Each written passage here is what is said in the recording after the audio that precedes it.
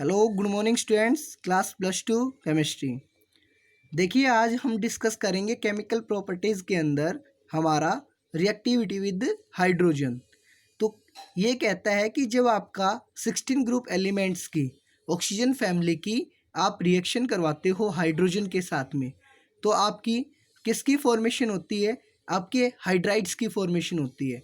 मतलब reaction with hydrogen क्या बनाता है? हाइड्राइड्स बनाता है। ठीक है। और वो कौन से टाइप के बनते हैं? H2E टाइप के। कौन से बनते हैं? H2E टाइप के।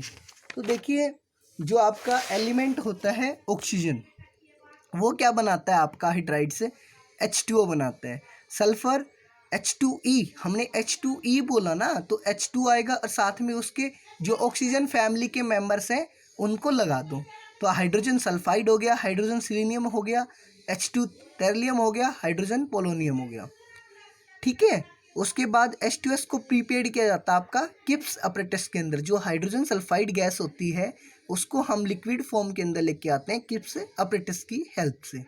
उसके बाद क्या कहते हैं? स्ट्रक्चर की बात करते हैं हम। तो स्ट्रक्चर क्या होता है कि all these hydrides have tetrahedral structure with 2 lone pairs of electrons. ये जितने भी आपके हाइड्राइड्स होते हैं, इनकी स्ट्रक्चर कैसी होती है? आपकी टेट्राहेड्रल स्ट्रक्चर होती है। और इनके अंदर क्या प्रेजेंट होते हैं? आपके 2 lone pair of electrons present होते हैं। जो आपका बॉन्ड एंगल होता है इन हाइड्राइड्स के अंदर, वो डिक्रीज करता है आपका down the group. Bond angle decrease करता है डाउन द ग्रुप। क्यों करता है? क्योंकि आप जैसे जैसे डाउन द ग्रुप जाते हो तो जो आपकी इलेक्ट्रोनेगेटिविटी होती है वो डिक्रीज करती है। इलेक्ट्रॉन क्लाउड होता है सेंट्रल एटम के ऊपर, वो डिक्रीज करता है, जिसके कारण बॉन्ड एंगल आपका क्या करता है? डिक्रीज करता है। ठीक है। उसके बाद में कहता है ये आपको कि जो आपका H2 होता है बेंट शेप होती है, पता है ना आपको सभी को। हाइब्रिडाइजेशन sp3 होती है। आनी क्या चाहिए थी? इसकी टेट्राहेड्रल आनी चाहिए थी, लेकिन लोन पेयर ऑफ इलेक्ट्रॉन्स की वजह से डिस्टोर्शन आ जाता है टेट्राहेड्रल के अंदर, और क्या बनाता है? ये बेंट शेप बनाता है। उसके बाद आता है आपका मेल्टिंग और बॉइलिंग पॉइंट। अगर हमें क्वेश्चन आ जाता है, बहुत बारी पूछा गया है कि आपको हाइड्राइड्स दिए हुए हैं ऑक्सीजन फैमिली के, और उसके अंदर से पूछता है कि किसका मेल्टिंग बॉइलिंग पॉइंट ज़्यादा होगा, तो आपका सबसे ज़्यादा मेल्टिंग बॉइलिंग पॉइंट होगा H2O का। हाइड्रोजन वाटर के अंदर आपका किसकी वजह से होता है? हाइड्रोजन बॉन्डिंग की वजह से। किसकी वजह से होता है? आपका हाइड्रोजन बॉन्डिंग की वजह से। उसके बाद में आपका H2S का, H2 सिलीनियम का, H2 टेरिलियम का। ठीक है। उसके सबसे ज़्यादा वाटर का होगा। ठीक है। वाटर से ज़्यादा किसका? H2S का। और फिर उसके बाद आपका ट्रेंड कैसे आता है? H2S का उससे कम H2 सिलीनियम से, H2 टेरिलियम से। ये क्यों होता है? क्योंकि इनके अंदर क्या होता है? इंक्रीज होती है मैग्नीट्यूड ऑफ वेंडरवाल फोर्सेज। जितनी वेंडरवाल फोर्सेज बढ़ेंगी उतना ही मेल्टिंग बॉइलिंग पॉइंट आपका घटेगा। तो melting boiling point inversely proportional होता है वेंडरवाल फोर्सेज के। H2 एक आपका एक्सेप्शनल इसलिए हो गया इसके अंदर क्योंकि H2O के अंदर आपकी हाइड्रोजन बॉन्डिंग प्रेजेंट होती है। और बाकी आप जब डाउन द ग्रुप जाते हो तो क्या होता है? आपका वेंडरवाल फोर्सेज इंक्रीज करती हैं। क्या करती हैं? वेंडरवाल फोर्सेज आपकी इंक्रीज करती है मैग्नीट्यूड के अंदर। ठीक है। सॉरी, वेंडरवाल फोर्सेज के अंदर हमने आपको डिक्रीज बता दिया ना। नहीं, वेंडरवाल फोर्सेज आपका डायरेक्टली प्रोपोर्शनल होता है किसके? मेल्टिंग बॉइलिंग पॉइंट के। अगर वेंडरवाल फोर्सेज बढ़ेगा तो आपका मेल्टिंग बॉइलिंग पॉइंट बढ़ेगा। सॉरी, डायरेक्टली प्रोपोर्शनल होता है वेंडरवाल फोर्सेज के आपका मेल्टिंग और बॉइलिंग पॉइंट। उसके बाद आता है आपका कि जो आपका H2 होता है उसका हाईएस्ट मेल्टिंग बॉइलिंग पॉइंट होता है आपका हाइड्रोजन बॉन्डिंग की वजह से। ठीक है। उसके बाद होता है आपका एसिडिक करेक्टर की बात करते हैं, तो क्वेश्चन आता है आपका एसिडिक करेक्टर आपका डाउन द ग्रुप इंक्रीज करेगा या क्या? इसका आपका ऑर्डर क्या आएगा? तो आपका जो एसिडिक करेक्टर होता है ना, वो आपका डाउन द ग्रुप क्या करता है? इंक्रीज करता है। क्या करता है? आपका down the group acidic character increase करता है। ऐसा क्यों होता है? क्योंकि जैसे ही आप डाउन द ग्रुप जाओगे आपका साइज इंक्रीज होगा।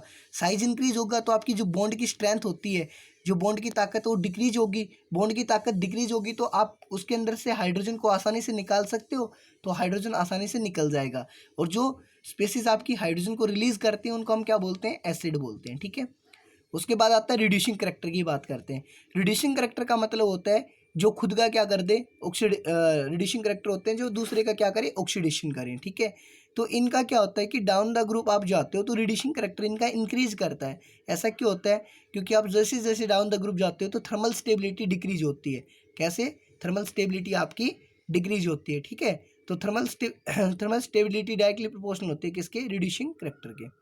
थर्मल स्टेबिलिटी डिक्रीज करती है क्योंकि साइज ऑफ सेंट्रल एटम का इंक्रीज करता है। तो बॉन्ड स्ट्रेंथ आपकी क्या करेगी? डिक्रीज करेगी। बॉन्ड, अगर आपकी बॉन्ड की स्ट्रेंथ डिक्रीज कर रही है तो उसको तोड़ने के लिए आपको कम एनर्जी देनी पड़ेगी।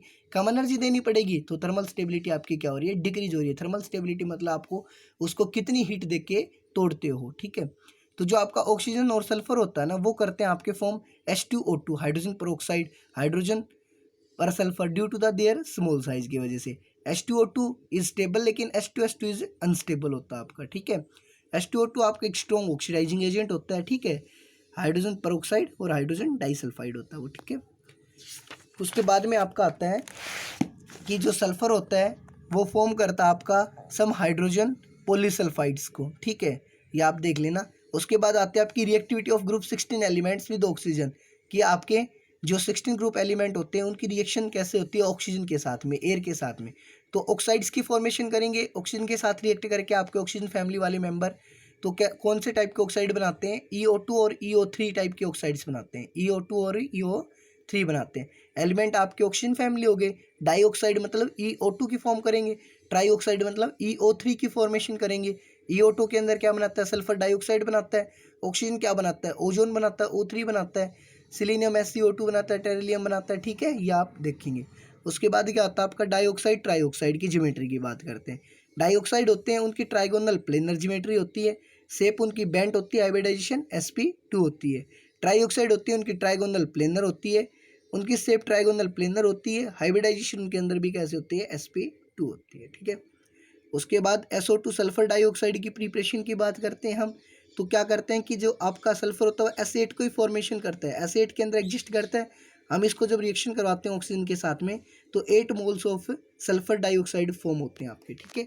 इसके स्ट्रक्चर की बात करें तो आपका क्या होता है स्ट्रक्चर, इसका इसका स्ट्रक्चर होता है आपका बेंट शेप होती है इसकी। कैसी शेप होती है आपकी, बेंट शेप होती है, क्योंकि इसमें कौन सी बॉन्ड की फॉर्मेशन होती है, पी पाई मल्टीपल बॉन्ड की फॉर्मेशन होती है। SO2 exist in gas at room temperature due to the formation of p pi multiple bond। अगर आपसे क्वेश्चन पूछा जाता है कि आपका SO2 एग्जिस्ट क्यों करता है गैस के रूप में एट रूम टेम्परेचर के ऊपर, तो इसका रीजन क्या होता है, क्योंकि उसके अंदर मल्टीपल बॉन्डिंग टेक्स प्लेस करती है। सिलीनियम डाइऑक्साइड एग्जिस्ट करते हैं बेंट शेप के अंदर गैस स्टेट के अंदर, लेकिन सॉलिड स्टेट के अंदर ये लीनियर पॉलीमर स्ट्रक्चर के अंदर एग्जिस्ट करता है, ठीक है। उसके बाद आपकी प्रॉपर्टीज ऑफ ऑक्साइड्स की बात करेंगे आगे चल के। Thank you, have a nice day.